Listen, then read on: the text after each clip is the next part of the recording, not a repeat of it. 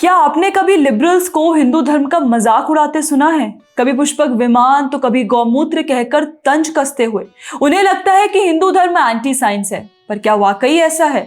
नहीं, हिंदू धर्म एब्राहमिक मजहबों की तरह नहीं है। ये तो अनुभव, शोध और चेतना पर आधारित एक सभ्यता है। लेकिन हम कहेंगे तो लवन्या जैसे इंटेलेक्चुअल्स मानेंगे नहीं। साथ ही करण थापर और अरुंधति रॉय वाला एलीट गैंग भी आ जाएगा आयुर्वेद और वैदिक साइंस को चैलेंज करने। उन्हें लगता है कि ज्ञान केवल कैम्ब्रिज और कोलंबिया से आता है, ऋषियों के आश्रमों से नहीं।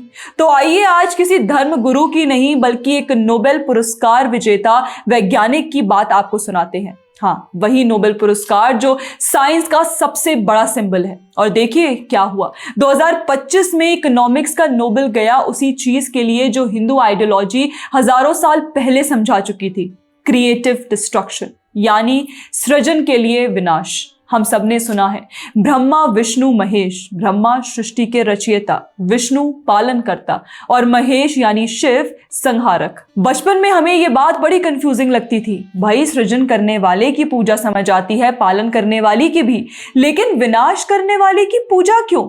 इकोनॉमिक्स ने इसका जवाब दिया और वो भी बड़े शानदार तरीके से। जोसेफ शुम्पीटर नाम के अर्थशास्त्री ने कहा हर नई चीज को आने के लिए पुरानी चीज का जाना जरूरी है। इसे उन्होंने कहा क्रिएटिव डिस्ट्रक्शन। मतलब अगर पुराने ढांचे को तोड़ा नहीं जाएगा तो नया कैसे बनेगा? अगर पुरानी सोच, पुरानी कंपनियां, पुरानी टेक्नोलॉजी स्टिक जाएंगी तो इनोवेशन मरेगा।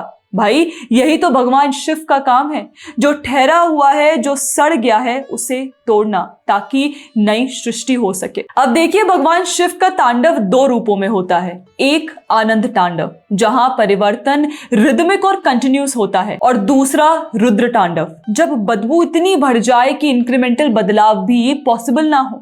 फिर आता है पूरा विस्फोटक परिवर्तन। इकोनॉमिक्स में यही होता है। जब पुरानी इंडस्ट्री नई टेक्नोलॉजी को रोकती है तो धीरे धीरे दबाव बढ़ता है और फिर एक दिन पूरी व्यवस्था बदल जाती है, जैसे टाइपराइटर से कंप्यूटर या अब एआई का दौर। शुम्पीटर ने कहा था innovation replaces the old order, और हिंदू आइडियोलॉजी पहले ही कह चुकी थी विनाश ही सृजन का आधार है। और देखिए इस साल का नोबेल प्राइज इन इकोनॉमिक्स मिला 3 विद्वानों को, जोल मॉक्यर, फिलिप एग्यून और पीटर हॉविट को। इन तीनों ने शुम्पीटर के विचार को आगे बढ़ाया। मॉक्यर ने इतिहास में दिखाया कि जिन समाजों ने बदलाव को अपनाया उन्होंने तरक्की की, और जो डर गए वो वहीं रुक गए।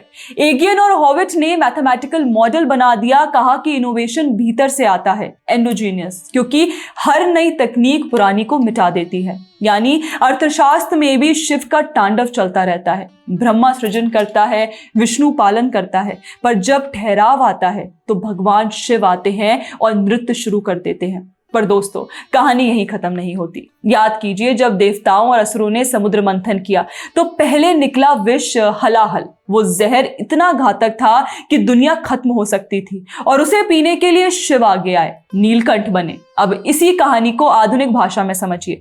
जब कोई नया बदलाव आता है, नई टेक्नोलॉजी, नई व्यवस्था, तो सबसे पहले जो निकलता है वो नेक्टर नहीं, पॉइजन होता है। Job losses, insecurity, resistance.